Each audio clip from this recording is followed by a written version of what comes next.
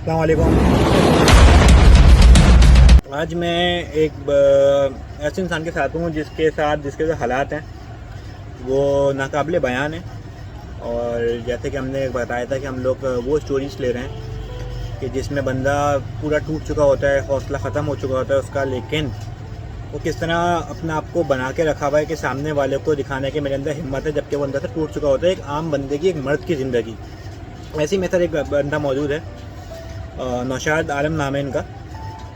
और इनकी जो स्टोरी है वो काफ़ी दुख भरी और काफ़ी इनको दुआओं की भी ज़रूरत है। अल्लाह मौज़े दिखाने में कोई देर नहीं करता। मौज़ा कभी होता है, अल्लाह की ज़ात पे हम सबको भरोसा है। अच्छा, थोड़ा सा मैं आपको वही बता दूँ इनका कि इनकी जो ज़ौजा हैं वो बहुत अच्छी खातून के, मैं बता रहा हूँ, मतलब मेरी उनसे बहुत अच्छी बातचीत भी रही है, बहुत अच्छे ताल्लुकात रहे हैं। लेकिन इस वक्त मराहिल में ये आ गया है कि वो अपनी ज़िंदगी में और मौत के दरमियान जो हैं झूल रही हैं। और किस तरह उनको सपोर्ट किया हुआ है उनके हस्बैंड ने। 24 घंटे उनका एक मार्च चल रहा है, अपनी दुकान भी देख रहे हैं, साथ में उनके 2-3 बच्चे भी हैं। किस तरह वो लेके चल रहे हैं, क्या हुआ था, क्या एक थोड़ी सी गफलत हुई थी, किस वजह से कहाँ पर स्टोरी पहुँच गई, मैं आपको उनसे मिलवाता हूँ और उनकी कहानी, उनकी ज़ुबानी सुनते हैं और उनका थोड़ा सा दर्द समझते हैं। और फिर आपको ये भी बताएंगे किस तरह उस दर्द को इन्होंने बर्दाश्त करा और आप लोग क्या करें इस सिचुएशन में। या कोई मैसेज जैसा कि किसी डॉक्टर के पास जाना हो तो क्या आपके स्टेप होने चाहिए। अच्छा, मेरे साथ है नौशाद भाई। नौशाद भाई, अपने बारे में थोड़ा सा बताएं।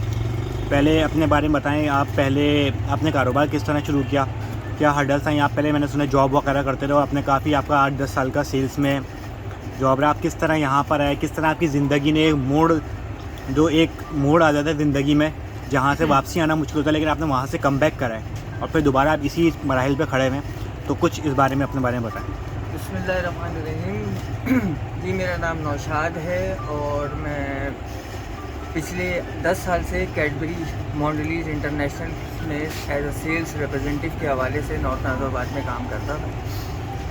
अल्हम्दुलिल्लाह माशाल्लाह से उस सेल्स के काम में मुझे बहुत ज़्यादा अचीवमेंट मिली है, बहुत अच्छा वो हुआ, बहुत अच्छा काम किया। उसके बाद अल्लाह ताला ने मुझे एक मौका दिया कि मैं कुछ अपना कर सकूं। उसके लिए मैंने हिम्मत करी, कुछ अपने आइटम्स सेल्स करने की कोशिश करी। उस सेल्स करते करते करते अल्लाह ने उसमें इतनी बरकत डाली अल्हम्दुलिल्लाह। फिर मैंने अपना एक काम छोटा मोटा सा स्टार्ट किया। ये मेरी दुकान है इब्राहिम ट्रेडर, जो मेरे छोटे बेटे के नाम है। तो ये स्टार्ट किया मैंने, अल्हम्दुलिल्लाह अल्लाह का बड़ा करम है। और फिर मैं अपनी ज़िंदगी को इस दुकान से ज़िंदगी बसर करता रहा। चलो ये बताएं कि जॉब में और कारोबार में आपको कहाँ पे लगा कि यार ये चीज़ में ज़्यादा फ़ायदा है या यहाँ पे सुकून है। देखिए, फ़ायदा और नुकसान एक अलग, दोनों अलग चीज़ है। लेकिन जहाँ तक मेरी बात ये है कि तिजारत में खैर बरकत है, क्योंकि मेरे नबी ने किया है, तो उसकी तो कंपेयर जॉब से हो भी नहीं सकती। तो आपके दिमाग में बात कैसा है कि आपने 10 साल इतनी बड़ी पोजीशन पे आपने काम किया और फिर आप अपने कारोबार पर अगर अचानक आ जाना।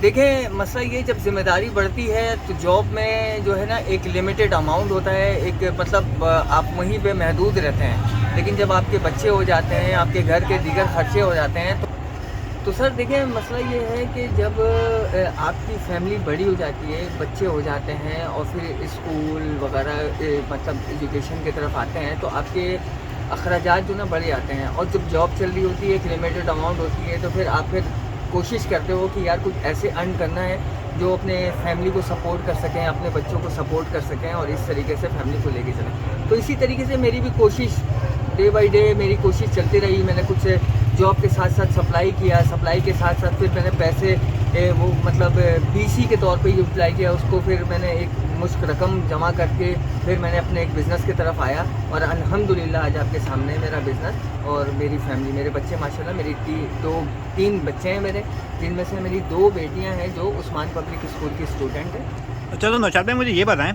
कितनी बड़ी आपकी बेटी है, आपके कितने बच्चे हैं। मेरी 7 साल की बेटी है आयत नौशाद, जो मेरी बड़ी बेटी है वो मेरी 7 साल की बेटी है, और एक 5 साल की बेटी है हया नौशाद, और मेरा 2 साल का एक बेटा है इब्राहिम, मोहम्मद इब्राहिम।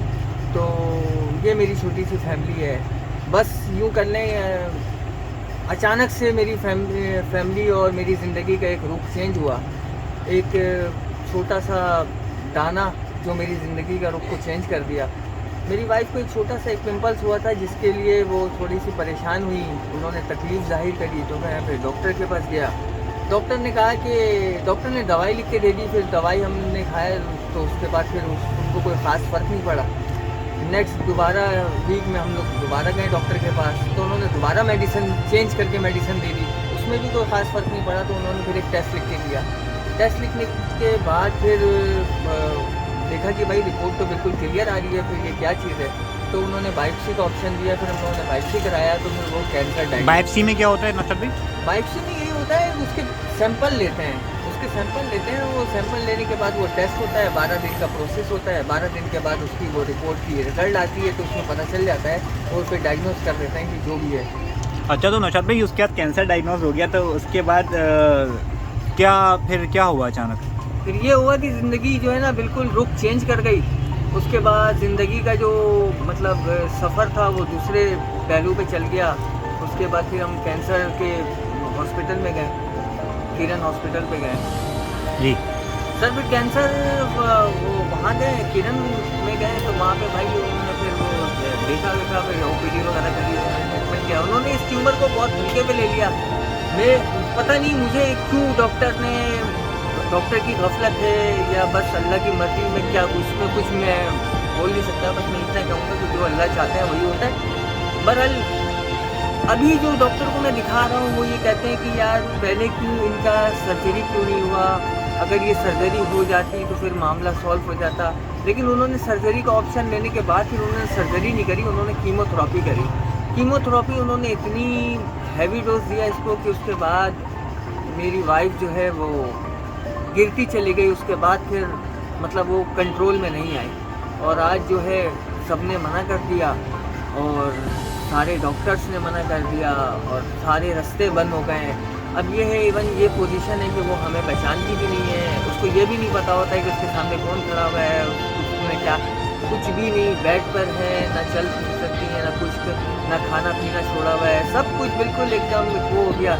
लेकिन बस मुझे अपने अल्लाह के ज़ात पे भरोसा है, और पूरा भरोसा है, और मुझे यकीन है इंशाअल्लाह वो उनको फैकुन करने वाले हैं, वो हर शय पे कादिर हैं। तो मेरी जो कोशिश है वो इसलिए है, मेन जो कोशिश है मेरी वो इसलिए है कि मैं उस वक्त तक ये करता रहूँगा जब तक उसके अंदर अल्लाह ने सांस रखी है, और जब तक वो आंखें खोल रही है, जब तक वो उसकी एक नई सुबह होती है। तो सर मुझे ये बताएं, आपकी इतने मुश्किल वक्त में आपके हालात के आसपास के लोगों की मदद किस तरह, क्या बुरे वक्त में कोई काम है? कि हमने अक्सर सुना है और हमारे कभी व्यूअर्स भी ये बताते हैं कि बुरे वक्त में बहुत से लोग छोड़ जाते हैं, और बहुत से लोगों के बारे में पता भी चल जाता है कौन आपके साथ खड़ा है। तो इतना मुश्किल वक्त आया, हमने बहरहाल पूरी स्टोरी जो हमारे पास वक्त कम है, पूरी स्टोरी इंशाअल्लाह कभी हम सुनेंगे किस तरह ये यहाँ एक गफलत से यहाँ तक पहुँचे डॉक्टर की। लेकिन ऐसे वक्तों में क्या करना चाहिए जब लोग साथ छोड़ देते हैं या कोई साथ होता है, क्या दिल पे गुजरती है? देखिए, सबसे मेन चीज़ तो मैं सबसे पहले तो अपनी फैमिली का और अपनी अम्मी और अपने भाइयों का सबसे पहले बहुत शुक्रिया अदा करूँगा, क्योंकि उन्होंने ना कभी छोड़ने का सोचा और ना कभी उन्होंने सोच सके, क्योंकि मुझे यकीन है। और बहुत सपोर्ट मिला मुझे मेरी फैमिली से, मेरी बहनों से, मेरे भाइयों से, मेरी वालदा से, और इवन मेरे दोस्तों से, जो मेरे दोस्त हैं उनका भी बहुत शुक्रिया है। अल्लाह उनको जज़ाए खैर दे, इन सब लोगों को जिन्होंने मेरी एक हिम्मत बना के रखा है, और मेरी इस हिम्मत के पीछे इन लोगों का बहुत बड़ा एक रोल है कि हिम्मत रखो, अल्लाह पे भरोसा रखो। अल्हम्दुलिल्लाह अल्लाह पे भरोसा है, और अल्लाह पाक इंशाल्लाह मौजज़ा करेंगे, इंशाल्लाह हम ज़रूर कामयाब होंगे। और ऐसे वक्त और हालात में मेरा एक मैसेज है सबसे पहले तो ये कि अल्लाह पे यकीन, अल्लाह पे तवक्कल बहुत इम्पोर्टेंट है, मोस्ट इम्पोर्टेंट है। और हर वो मुमकिन चीज़ को मुमकिन इस वक्त हो सकता है अगर आपका ईमान और आपका अकीदा सच्चे दिल और दिमाग के साथ आपका अल्लाह पे तो आपके आसान हो सकता है इंशाल्लाह। तो ये है मेरी ज़िंदगी का सबसे एक गमगीन कह लें या जो भी कह लें, तूफ़ानी कह लें, कुछ भी कह लें, ये मेरी ज़िंदगी का एक हिस्सा है जो मैं आपको दिखाऊंगा। Thank you so much. अस्सलाम वालेकुम। तो ये आप लोगों ने सुनी है नौशाद की कहानी। वक्त कम होने की वजह से हम पूरी स्टोरी को नहीं बता सके। इंशाअल्लाह ताला कभी वक्त मिलेगा तो आपको बताएंगे भी किस तरह से किस तरह किस किस मराहिल से इनकी बेगम जो है वो गुजरी हैं, किस तरह वो कीमों तक पहुँच गई जहाँ पर उनको नहीं पहुँचना था। एक छोटी सी चीज़ थी जिसको सर्जरी के थ्रू निकाला जा सकता था, लेकिन डॉक्टर की मशवरा सही नहीं रहा। डॉक्टर्स को समझ नहीं आया। बहुत दर्दनाक कहानी है। इंशाल्लाह ताला